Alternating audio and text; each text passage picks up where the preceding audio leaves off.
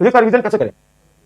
Physics का revision, physics में जो theory, special case, theory, concept, formula, special case, बहुत सारे स्पेशल केस हम बताते हैं, ट्रिक जो तरीका कैसे क्वेश्चन को अटेम्प्ट करना होता है, उसका मल्टीपल टाइम्स लिख लिख के रिवीजन करें, मल्टीपल टाइम्स लिख लिख के रिवीजन करें, और क्वेश्चन को सिर्फ देखें और सोचे कैसे सॉल्व हुआ, सोचे कैसे सॉल्व हुआ।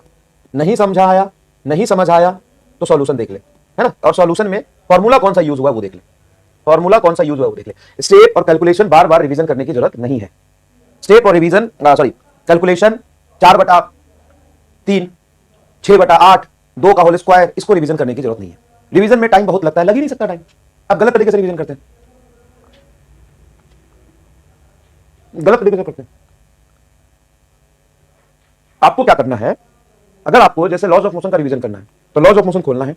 लॉज ऑफ मोशन में इनर्शिया क्या होता है उसको देखना है, न्यूटन फर्स्ट लॉ क्या होता है, सेकंड लॉ क्या होता है, मोमेंटम में चेंज इन मोमेंटम क्या होता है, rate of change in momentum second law कैसे डिफाइन किया है, स्टैटिक के कंडीशन में टेंशन कैसे निकालते हैं, स्यूडो फोर्स क्या होता है, कांस्टेंट रिलेशन क्या होता है, ये सारी चीजें देखनी है, ठीक है। उसके बाद उसको लिखना है थ्योरी को, क्वेश्चन सारे रिवीजन। अब स्टैटिक्स इक्विलिब्रियम पे क्या बोलते हैं, इक्विलिब्रियम पे लॉज ऑफ मोशन ने 25 सवाल कराए हैं, तो हर सवाल का सॉल्यूशन नहीं देखना आपको, स्टेप नहीं देखना आपको। वर्क एनर्जी पावर की बात करते हैं। वर्क एनर्जी पावर में हमने कहा शुरू किया कि work done by constant force. Work done by constant force में मैंने कराया F डॉट एस होता है, और उस F डॉट एस में डॉट प्रोडक्ट करके 4-5 सवाल का है। तो आपको 4-5 सवाल रिवीजन नहीं करना, आपको क्या करना है कि work done is equal to F dot s, ये कांसेप्ट है, उसमें डॉट प्रोडक्ट करके आंसर आता है, हो गया।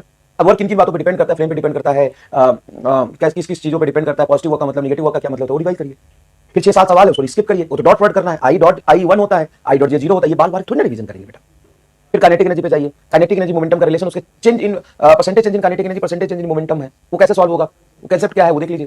हर सवाल को सॉल्व करने की जरूरत नहीं, छोड़िए सवाल, आगे जाइए। वर्क एनर्जी थ्योरम है, work done is equal to change in kinetic energy, अब एक कांसेप्ट है, इस पे कैसे सवाल बन सकते हैं, कैसे सवाल पूछे मैंने, वो सवाल देख लीजिए, सोचिएगा था इसमें सर ने क्यों लगाया है change in kinetic energy is equal to work done, हो गया। इस तरीके से रिवाइज करते हैं, है ना। जैसे COME है, कंसेप्ट ऑफ पोटेंशियल एनर्जी है, वो कंजर्वेटिव फोर्स है, उसके कंसेप्ट को समझिए ना। अब A बराबर माइनस dV/dr होता है, उसके फिजिकल सिग्निफिकेंस को, उसके फार्मूला को, उस पे सवाल कैसे ये देखिए। अब उस पे जो सवाल मैंने दिया एक्चुअल में कि U बराबर x² y है, अब उसको तो रिवीजन करना है। अब समझ गए क्या, जल्दी बताइए, अब समझ गए क्या?